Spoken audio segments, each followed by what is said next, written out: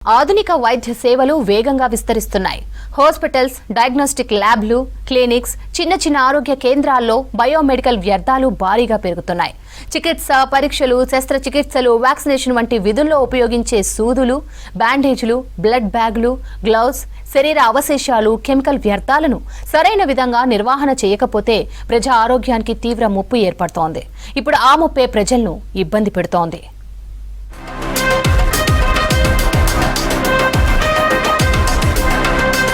Treatment పేరుతో hospitals లో రోజువారీగా టన్నుల కొద్దీ బయోమెడికల్ వ్యర్థాలు పేరుకుపోతున్నాయి.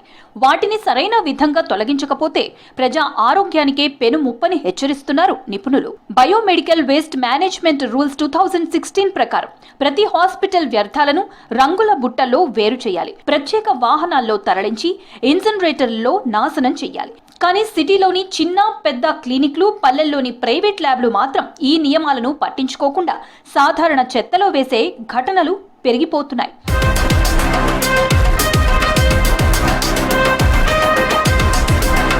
ముఖ్యంగా నీడిల్స్ తో ఎయిడ్స్, హెపటైటిస్, సెప్టిక్ ఇన్ఫెక్షన్లు వంటి వ్యాధులు వేగంగా వ్యాపించే అవకాశాలు ఉన్నాయి. క్లీనింగ్ మేనేజ్మెంట్ కి కష్టం కావడంతో రాష్ట్రంలో 12 కామన్ బయోమెడికల్ వేస్టేజ్ ఫెసిలిటీస్ వచ్చాయి. అక్కడ 800 నుంచి 1100 డిగ్రీలో కాల్చకపోతే దీని నుంచి వచ్చే గాలి ప్రమాదకరమని అంటున్నారు సైంటిస్టులు.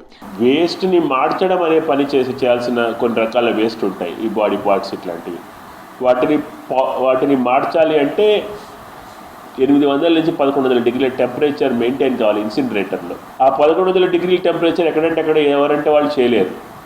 ఆ టెంపరేచర్ కంటే తక్కువలో కనుక మార్చితే ఏమవుతుందంటే దాంట్లోంచి వచ్చే గాలి, ఆ వాయువులు ఆ చుట్టుపక్కల ఉండే ప్రాంతాల్లో ఉండే ప్రజల ఆరోగ్యాన్ని కబళించే అవకాశం ఉంటుంది.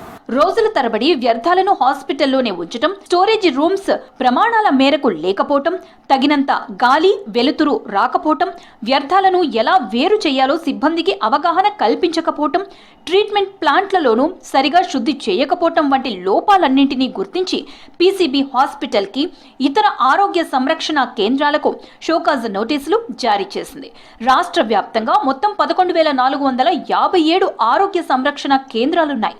దీనిలో బెడెడ్ హాస్పిటల్స్, నర్సింగ్ హోమ్స్ 5,879 ఉండగా క్లినిక్లు, డిస్పెన్సరీలు 3,551 వరకు ఉన్నాయి.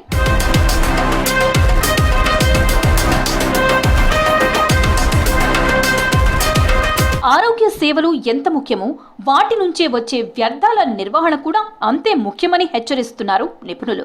ప్రభుత్వ పర్యవేక్షణతో పాటు హాస్పిటల్స్ బాధ్యత, ప్రజల సహకారంతో పనిచేస్తేనే బయోమెడికల్ వ్యర్థాల సమస్యను నియంత్రించవచ్చని అంటున్నారు ఎక్స్పర్ట్స్.